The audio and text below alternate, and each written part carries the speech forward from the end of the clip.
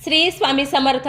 तुमच्या सर्व इच्छा मनोकामना पूर्ण होत असे मी स्वामी महाराजांच्या चरणी प्रार्थना करते आणि आजच्या एका खूप छान आणि माहितीपूर्ण व्हिडिओला सुरुवात करते.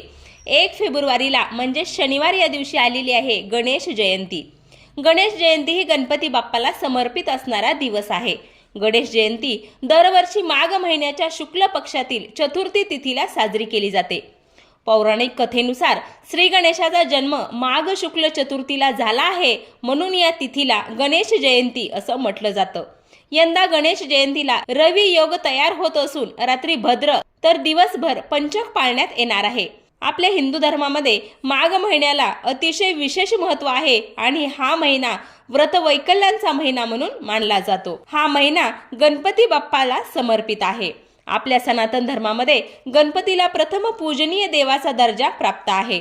शास्त्रानुसार गणेश पूजनाशिवाय कोणतेही शुभ कार्य किंवा मंगल कार्य सिद्ध होत नाही. त्यामुळे कोणत्याही शुभ कार्याची सुरुवात गणेश पूजनाने केली जाते. माघ महिन्यातील शुक्ल पक्षातील चतुर्थी तिथीला गणपती बाप्पाचा जन्म झाल्यामुळे आपल्या पुराणामध्ये असे सांगितले आहे की संपूर्ण देशभरामध्ये ही गणेश जयंती विविध नावांनी साजरी केली जाते किंवा विविध नावाने ओळखली जाते.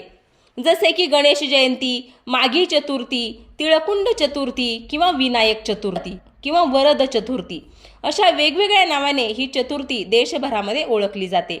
या दिवशी गणपती बाप्पाची विधीपूर्वक आणि भक्तिभावाने पूजा केली जाते. यामुळे व्यक्तीला बुद्धिबळ, सुख, समृद्धी प्राप्त होते. या दिवशी गणपती तत्व हे पृथ्वीवर नेहमीपेक्षा 1000 पटीने जास्त प्रमाणामध्ये जागृत झालेले असते. त्यामुळे या दिवशी गणपती बाप्पाच्या पूजेसोबतच व्रतासोबतच काही प्रभावी उपाय आणि सेवा सुद्धा केल्या जातात. आज या व्हिडिओमध्ये मी तुम्हाला एक अतिशय प्रभावी असा उपाय सांगणार आहे. तुम्ही गणेश जयंतीच्या दिवशी किंवा या माघी गणेश जयंतीच्या दिवशी तुम्ही उपवास नाही केला तरीही चालेल, पण गणपती बाप्पाच्या कानात बोला हे फक्त 2 शब्द. साक्षात गणपती बाप्पा प्रसन्न होतील. जीवनातील सर्व दुःख, संकट, अडचणी नष्ट होतील. तुमच्या मनातील कितीही कठीणातील कठीण इच्छा असू द्या, ते गणपती बाप्पा पूर्ण करतील. तर असे कोणते शब्द बोलायचे आहेत, कोणत्या वेळेत बोलायचे आहेत, याबद्दलची संपूर्ण आणि सखोल माहिती या व्हिडिओमध्ये मी आपल्यासोबत शेअर करणार आहे. तुम्ही जर चॅनलवर नवीन असाल तर चॅनलला सबस्क्राईब करा, व्हिडिओला लाईक करा आणि हा व्हिडिओ जास्तीत जास्त तुमच्या मित्रपरिवारामध्ये शेअर करा. आणि सखोल माहिती ऐकण्यासाठी हा व्हिडिओ स्किप न करता शेवटपर्यंत पाहत रहा. तर हा उपाय तुम्हाला आपल्याला शनिवारी माघी गणेश जयंतीच्या दिवशी दिवसभरामध्ये जेव्हा तुम्हाला वेळ मिळेल किंवा जेव्हा तुम्हाला शक्य असेल तेव्हा तुम्ही हा उपाय करू शकता. सर्वप्रथम तुम्हाला गणेश जयंतीच्या दिवशी सकाळी लवकर उठायचं आहे. उठल्यानंतर तुम्हाला स्वच्छ स्नान करून घ्यायचं आहे आणि स्नान करताना आंघोळीच्या पाण्यामध्ये तुम्हाला थोडेसे पांढरे तीळ टाकायचे आहेत, कारण या दिवशी तिळाला अतिशय जास्त प्रमाणामध्ये महत्त्व आहे. पांढरे तीळ टाकून तुम्हाला स्नान करायचं आहे आणि यानंतर गणपती बाप्पाचे ध्यान करून तुम्हाला संकल्प करायचा आहे. तुम्ही जर महिन्यातील कोणत्याही चतुर्थीचं व्रत करत नसाल, परंतु या दिवशी माघी गणेश जयंतीचं व्रत तुम्ही अवश्य करा आणि ते पण लहान मुलांपासून मोठ्यांपर्यंत ज्यांना शक्य असेल त्यांनी या दिवशी व्रत अवश्य करा. यानंतर देवघर स्वच्छ करायचं आहे. तुम्हाला गंगाजल शिंपडून घ्यायचं आहे. देवघरातील देवांची तुम्हाला पूजा करून घ्यायची आहे. धूप, दीप, अगरबत्ती लावून घ्यायची आहे आणि गणपती बाप्पाची जर मूर्ती असेल तर त्या मूर्तीचा स्वच्छ पाण्याने तुम्हाला किंवा पंचामृताने अभिषेक करून घ्यायचा आहे. अभिषेक करताना तुम्हाला ओम गण गणपते नमः या मंत्राचा अखंड जप करायचा आहे. यानंतर गणपती बाप्पांना दुर्वा, जास्वंदाची फुलं, मोदक, लाडू, पांढरे तीळ हे तुम्हाला अर्पण करायचे आहेत. त्याचबरोबर तुमच्या घरामध्ये जर शिवपरिवाराचा फोटो असेल, म्हणजेच बघा महादेव, पार्वती, गणपती बाप्पा, कार्तिकीय, नंदीदेव यासह संपूर्ण शिवकुटुंबाची तुम्हाला पूजा करायची आहे. या दिवशी जर असा फोटोची तुम्ही पूजा केली तर तुमच्या जीवनामध्ये अखंड सुख, समृद्धी सतत नांदत राहील. जर तुमच्या घरामध्ये त्यांचा फोटो असेल तर तो स्वच्छ करून तुम्हाला देवघरामध्ये ठेवून त्याची सुद्धा पूजा करून घ्यायची आहे, कारण या दिवशी गणपती बाप्पाचा जन्म झालेला आहे आणि माता पार्वती आणि महादेव हे गणपती बाप्पांचे आई वडील आहेत. ही संपूर्ण पूजा करून झाल्यानंतर तुम्हाला देवघरासमोर धूप प्रज्वलित करायचा आहे, दिवा लावायचा आहे आणि यानंतर गणपती बाप्पाच्या मंत्राचा अखंड जप तुम्हाला करायचा आहे. किंवा गणेश चालिसा किंवा गणपती स्तोत्र किंवा गणेश चतुर्थी व्रत कथा सुद्धा तुम्ही या दिवशी वाचू शकता। ह्या सेवा गणपती बाप्पांना प्रसन्न करून घेण्यासाठी अतिशय उच्च कोटीच्या सेवा आहेत, त्यामुळे या दिवशी होईल तेवढ्या जास्तीत जास्त सेवा करण्याचा तुम्ही प्रयत्न करा।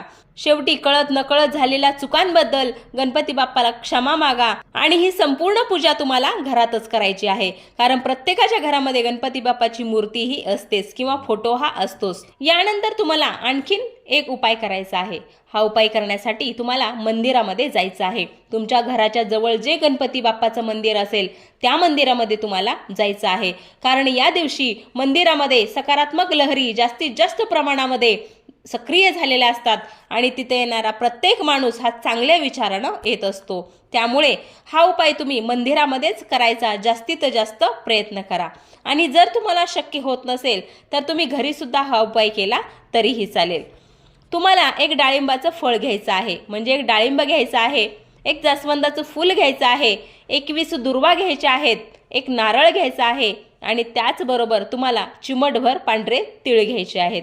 या सगळ्या वस्तू घेऊन तुम्हाला गणपती बाप्पाच्या मंदिरात जायचं आहे। गणपती बाप्पाच्या मंदिरात गेल्यानंतर या सर्व वस्तू तुम्हाला गणपती बाप्पांना मनोभावे अर्पण करायच्या आहेत आणि यानंतर गणपती बाप्पाचं दर्शन घ्यायचं आहे आणि गणपती बाप्पाच्या कानामध्ये तुम्हाला एक शब्द बोलायचा आहे। तर तो कोणत्या कानामध्ये बोलायचा आहे? तुम्ही कोणत्याही कानामध्ये बोलू शकता, डाव्या कानामध्ये बोलू शकता किंवा उजव्या कानामध्ये बोलला तरीही चालेल।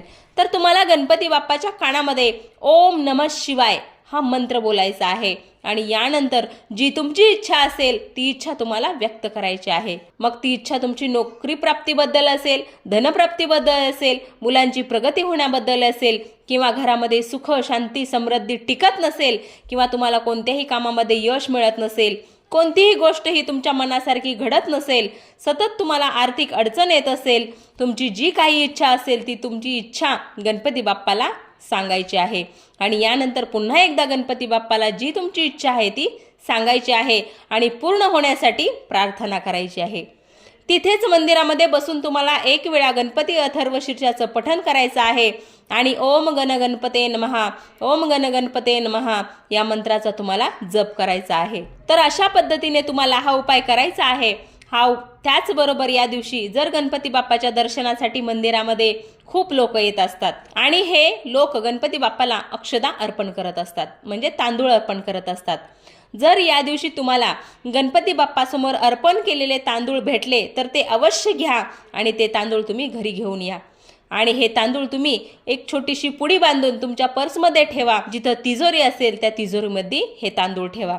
त्यामुळे गणपती बाप्पाचा अखंड आशीर्वाद तुमच्या सोबत राहील, कोणत्याही कामामध्ये तुम्हाला अडचण येणार नाही, पैशाची कधीच कमी पडणार नाही आणि लक्ष्मी अखंड तुमच्या घरी नांदीत राहील।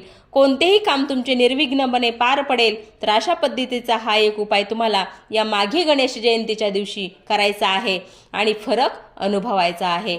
श्री स्वामी समर्थ। भेटूया पुढच्या व्हिडिओमध्ये, तोपर्यंत नमस्कार।